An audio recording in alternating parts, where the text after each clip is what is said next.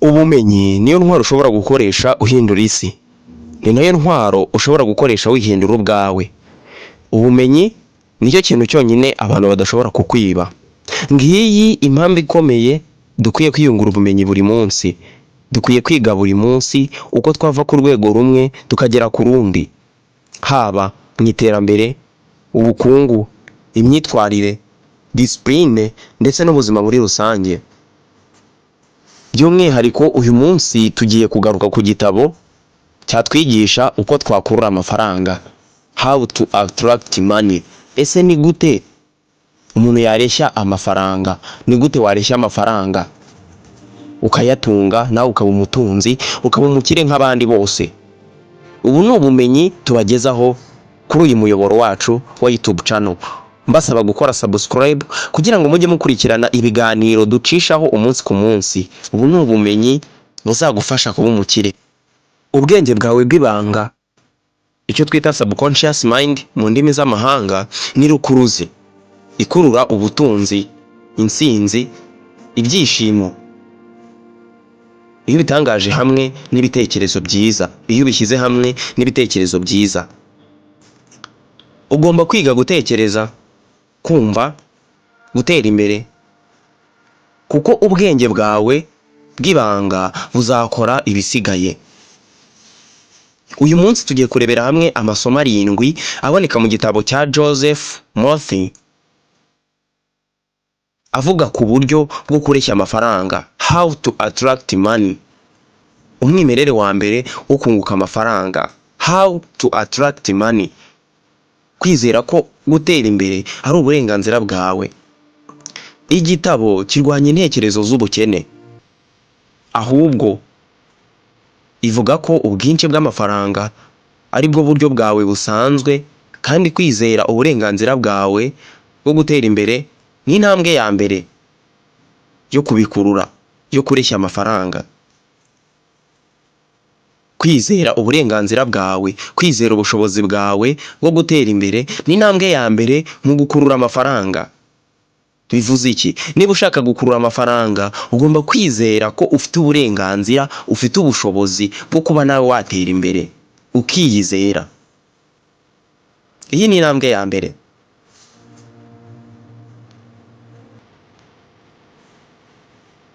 Ingingo ya 2, ubwenge bwawe bw'ibanga, icyo twakunze kwita subconscious mind, ni rukuruzi.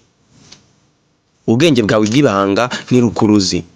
Murphy, umwanditsi w'iki gitabo, agaragaza ndetse ashimangira imbaraga z'ubwenge bw'ibanga mu gukurura ubutunzi, mu gusimbuza imyizerere igabanya ibitekerezo by'ubwinshi no gutera imbere.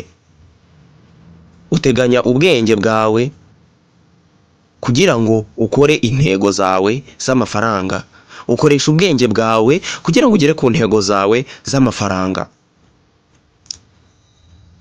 Iyo ni ingingo ya 2. Ingingo ya 3, kubona amashusho n'urufunguzo. Umwanditsi w'igitabo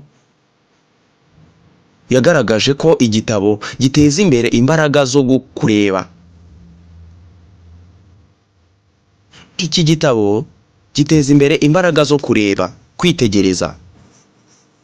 Mu gutekereza neza ko kugera ku ntsinzi y'ubukungu, urema igishushanyo mbonera cy'ubwenge bwawe.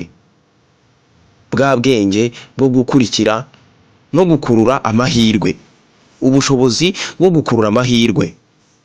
Kubona ibintu mu ishusho ya nyayo, ukabiremera ishusho yawe n'uburyo ubishakamo. Urema igishushanyo mbonera cy'ibyo uteganya kugeraho, cy'amahirwe ushaka kugeraho. Ingingo ya 4, positive affirmation reprogram your thought. Kwiyaturiraho ibyiza biha umurongo mwiza ibitekerezo byawe. Umwanditsi ashyigikiye gukoresha ibyemezo byiza kugira ngo usimbuze imyizerere mibi yerekeye amafaranga. Kwiyaturiraho ibyiza, kwiyaturiraho imbaraga, kwiyaturiraho ubutunzi, ubushobozi ndetse n'ibindi bijyana nabyo. Gusubiramo ibyemezo nka ndi umutunzi, ndi umukire, ndi rukuruzi y'ubutunzi, ninjye muntu ushoboye, ninjye muntu urenze, ninjye muntu ukomeye. Gutera imbere kuri njye. Ibi bishobora guhindura imitekerereze yawe kandi bikurura ubwinshi. Bigusunikira kuba wagera ku iterambere kuko bihereza imbaraga ubwenge bwawe bw'imbere, icyo twise subconscious mind.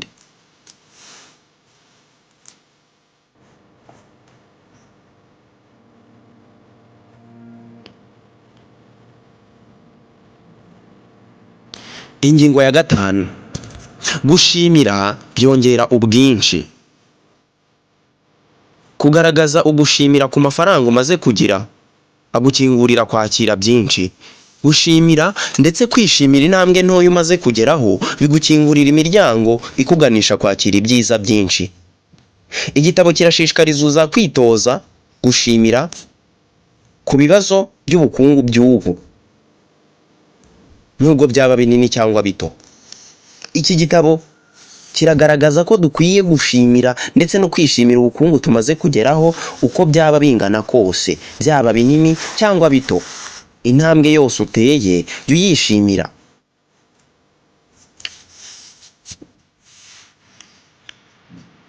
Ingingo ya 6, amategeko yo gukurura akoreshwa ku mafaranga. The laws of attraction applied to money. Amategeko yo gukurura cyangwa se kureshya akoreshwa ku mafaranga. Umwanditsi w'igitabo ahuza igitekerezo cy'amategeko yo gukurura no kureshya amafaranga mu gushimangira ibyifuzo byawe by'ubutunzi hamwe n'amarangamutima meza. Ushyira hanze imbaraga zinyeganyeza zikurura amahirwe mu bwinshi, amahirwe mu bwiyongere bw'amafaranga. Nta gutakaza igihe. Turakomeje. Ingingo ya 7, ibikorwa bihuzwa no kwizera. Na Bibiliya ibivugaho. Kwizera kudafite imirimo biba bipfuye. Kwizera n'ibikorwa birajyana. Ni gute wareshya amafaranga? Ashimangira akamaro ko gufata ingamba zahumetswe kugana ku ntego zawe z'amafaranga. Nubwo gutekereza neza ari ngombwa, bigomba guhuzwa n'imbaraga zo kwemera, zo kwerekana ubwinshi bwo kongera amafaranga yawe. Nubwo gutekereza neza ari ngombwa, bigomba guhuzwa n'imbaraga zo kwerekana ubwinshi bwo kwiyongera kw'amafaranga. Kwizera kudafite imirimo kuba gupfuye. Izere ariko ukore. Ugire imirimo ukora izatuma kwizera kwawe gushyirwa mu bikorwa kukabasha kubyara amafaranga. Ni ngombwa kumenya ibi bikurikira mu gihe ushaka kureshya amafaranga. Mu gihe igitabo cya Murphy gitanga ingamba zishishikaza, bamwe bashobora gusanga ibivugwa mu bitekerezo by'ubwenge buke hamwe n'amategeko yo gukurura bidafite ishingiro. Ariko ku rundi ruhande, imyizerere n'imyemerere y'ubwiyongere bw'amafaranga ishobora kugenwa n'imyitwarire yawe, ukwizera kwawe ndetse n'uburyo ukoresha uko kwizera. Kuba wizeye kuzatera imbere warangiza ukabikoresha, ugakoresha icyo cyizere. Kuba ukoresha subconscious mind, ubwenge bwawe bw'imbere mu kugena ibikubaho, mu kugena ibyo ukora, mu kugena iterambere ryawe. Ushobora kandi kubona igitabo cy'amajwi ku buryo bukoreshejwe nk'umurongo umwe. Koresha umurongo kugira ngo wiyandikishe ku bitabo by'amajwi, hanyuma utangire kubyishimira. Ibyo byose wabibona kuri uyu murongo, kuri iyi channel yacu. Tugiye gushyiraho uburyo bwo kubasomera ibitabo mu buryo bw'amajwi mu Cyongereza. Ababasha kumva Icyongereza tuzabibasomera. Dore amakuru mashya utari uzi ku bantu bakunze kugira ibibazo by'uburwayi bitandukanye. Kurikirana iyi video ikurikira iragufasha gusobanukirwa nawe ubashe gukira.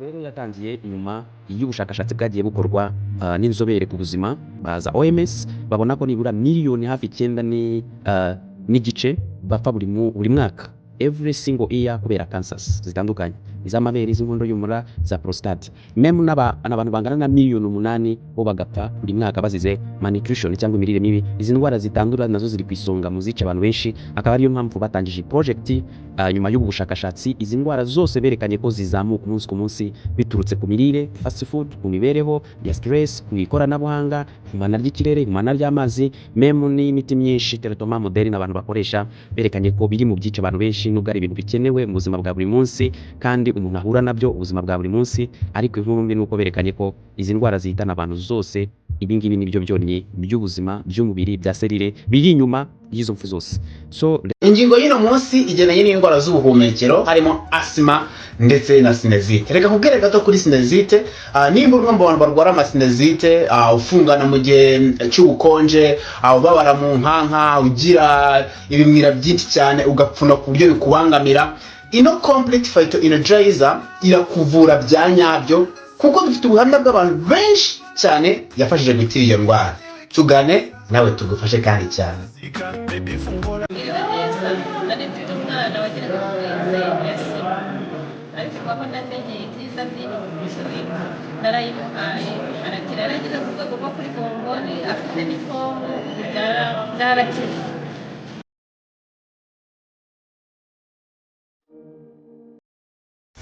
Abahamagare kuri 078 8 42 803 uvugane na muganga ubashe gukira.